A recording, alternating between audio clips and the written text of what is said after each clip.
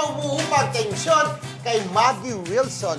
Puntiryan niya naman ngayon ay mga troll na daro ibenta mga kaluluwa para kumita lang sa paninira ng iba. Oh, alam niyo na mga friendship. Ito po si Maggie Wilson kasi meron siyang business. Ito yung home decor and furniture business na nakalimutan ko na yung pangalan ng kanyang kumpanya. minsan nakikita ko siya. Na sinisiraan ng mga trolls. Etong mga trolls daw, ay di umano, etong mga bayaran na parang ang sabi may nag-uutos, yung di umano'y, yung jowa ngayon na kanyang ex na si Victor Consunji. Tama, Consunji. Yes. Parang di umano, ayon kay Maggie, yun daw nag-uutos sa mga trolls na may mga resibo siya na nagpapatunay na bayad itong mga to.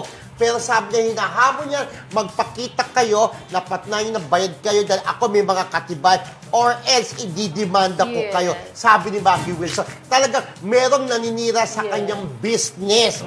Hindi tangkilikin. Ito nga, home decor at furniture business. Oo, alam niyo kung totoo man, ha? Kung Kung totoo totoo man. man. Totoo Na man. yun yung dati niyang asawa. Grabe talaga yung paghiwalay Matindi. nila. Oo, hindi maganda. Kumbaga, Hindi maganda. Oo, hindi Pero naman ang niya sabi, nakikita yung anak niya. yung daw yung asawa di umano, ang sinasabi na may pakanan ng lahat. Yung Carrasco yata din apelido, parang Carrasco yung ganon.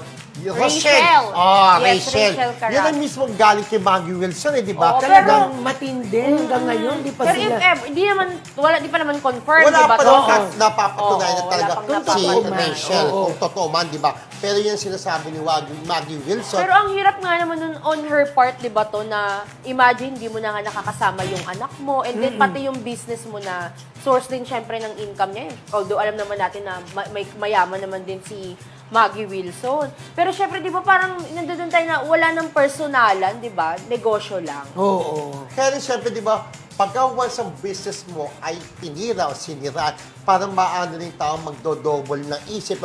Teka, bibili ba ako dito? Tatangkilikin ko ba itong produkto ito?